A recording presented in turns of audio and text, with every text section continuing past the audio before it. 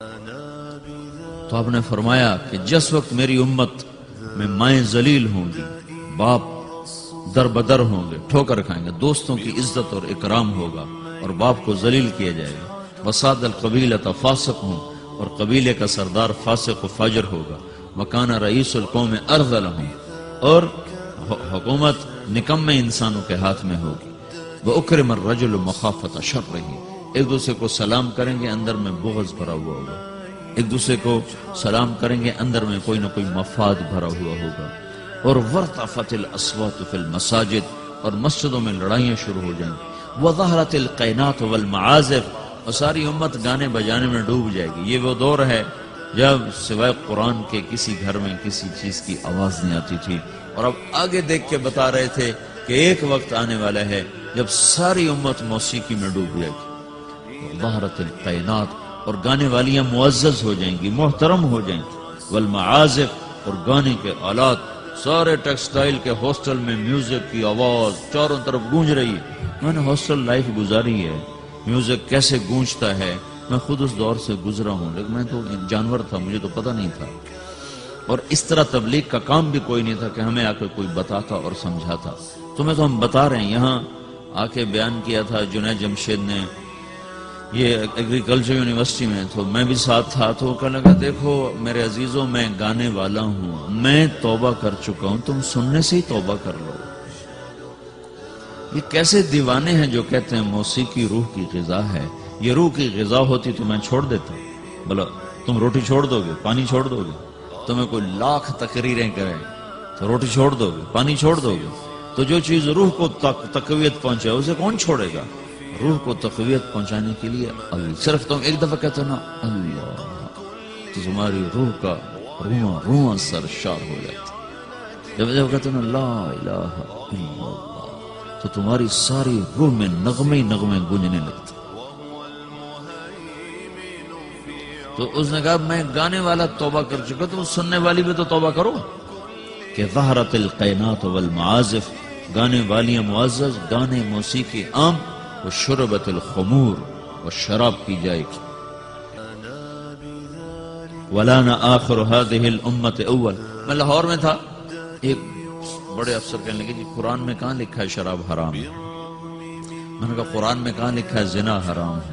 دکھا دو کہیں قرآن میں لکھا ہو کہ زنا حرام ہے۔ چلو زنا تو ایک مسلمان بھی کر سکتا ہے، شراب ایک مسلمان بھی پی سکتا ہے، سارے قرآن میں کہیں دکھاؤ کہ لکھا ہو شرک حرام ہے، پتھر کی پوجا حرام ہے۔ اللہ کے بندو تم نے انگریزی پڑھی ہے، تم نے عربی نہیں پڑھی، تم عربی کا محاورہ کیسے سمجھ سکتے؟ ایک حرام کرتے ہو، ایک اس کو حلال کہتے ہو، ایک شراب پینا ایک اس کو حلال کہنا، ایک نماز نہ پڑھنا ایک اس کو حلال کہنا، یہ تو اسلام سے ہی باہر نکلتا۔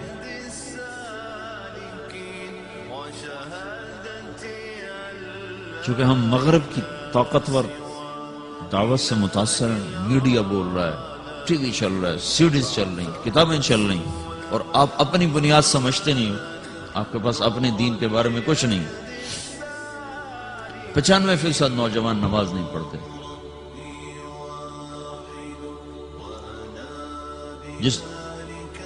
جس نماز کو آپ نے کہا جعلت قرۃ عینی فی الصلاۃ، میری آنکھوں کی ٹھنڈک نماز ہے۔ اور حضرت عامر بن عاص رضی اللہ تعالیٰ عنہ مصر کے لڑائی میں امیر تھے، تو انہوں نے عیسائیوں نے پیغام بھیجا جمعہ تمہارا دن ہے، ہفتہ یہود کا دن ہے، اتوار ہمارا دن ہے، پیر کے دن جنگ ہو۔ تو جمعے کی نماز ہو رہی تھی اور انہوں نے بدعہدی کی اور اچانک حملہ کر دیا۔ دوسری رکعت میں کھڑے تھے، پہلی ہو چکی تھی جب عیسائیوں نے آ کر حملہ کیا ہے، پیچھے حملہ ہوا ہے، آگے نماز ہو رہی ہے، اب نماز توڑ دینے کا عین حکم آ چکا ہے، نماز توڑ دو بعد میں پڑھ لو، اور ابھی ان کا جواب دو۔ ایک آدمی نے نماز نہیں چھوڑی، کٹتے رہے، نماز نہیں چھوڑی، اور سرار لشکر عمرو بن عاص خود نماز پڑھا رہے تھے۔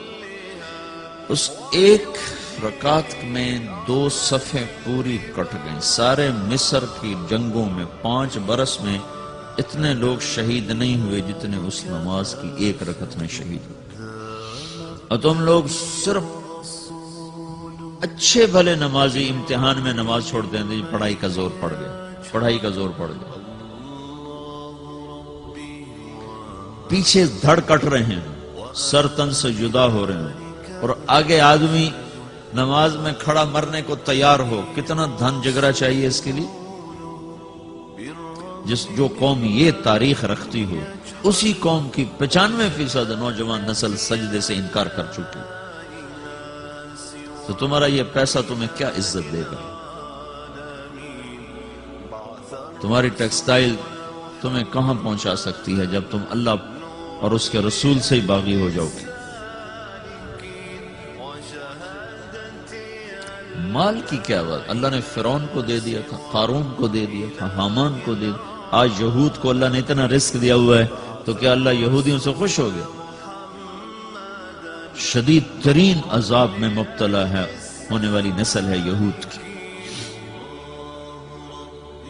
تو میرے بھائیو، اللہ کو مطلوب بناؤ، اللہ کو، اس کو سامنے رکھ کر زندگی کا سفر طے کرو، اس میں چاہے ٹیکسٹائل انجینئر بنو، چاہے ڈاکٹر بنو، چاہے تم تاجر بنو، سائنسدان بنو، ذمہ دار بنو، منزل تو سامنے رکھو، کہاں جانا ہے وہ تو سامنے رکھو گا۔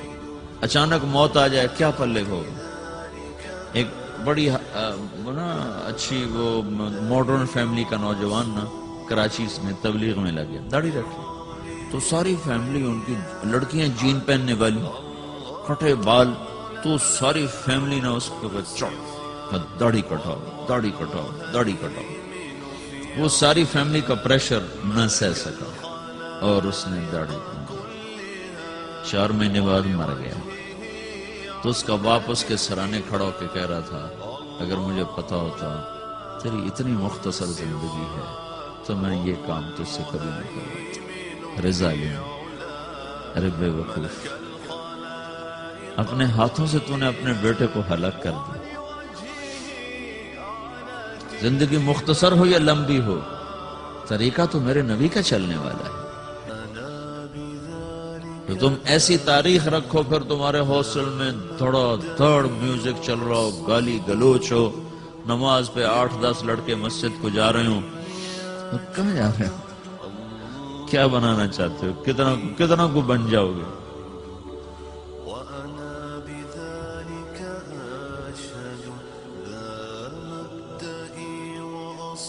کوئی ہم بے نام مخلوق ہوتے، کوئی ہماری تاریخ نہ ہوتی، کوئی ہمارا ماضی نہ ہوتا، ہمیں پتہ نہ ہوتا کہ ہم کس قافلے کے بچھڑے ہوئے لوگ ہیں، تو پھر جو مرضی کرتے، لیکن کیا کریں، بھول ہی گئے۔ مدت ہوئی صیاد نے چھوڑا بھی تو کیا، تاب پرواز نہیں، راہ چمن یاد نہیں۔ تو بھائیو، ایک بات تو میں یہ آپ سے عرض کرنے دوں کہ دیکھو، یہ زندگی پتہ نہیں کب شام ہو جائے، تو اس میں وہ کرو جو اللہ اس کے رسول کو پسند ہے، اس کو سیکھو۔ یہ تبلیغ، اس کو جہاں تم ٹیکسٹائل سیکھ رہے ہو، تبلیغ اس کو سیکھنے کی محنت ہے کہ میرا اللہ کیسے راضی ہوگا، اللہ کا رسول کیسے راضی ہوگا، ان کے پیچھے میں کیسے چلوں، میری زندگی کی ہر صبح ہر شام اس ترتیب پر چلے، اس کو سیکھو میرے عزیز۔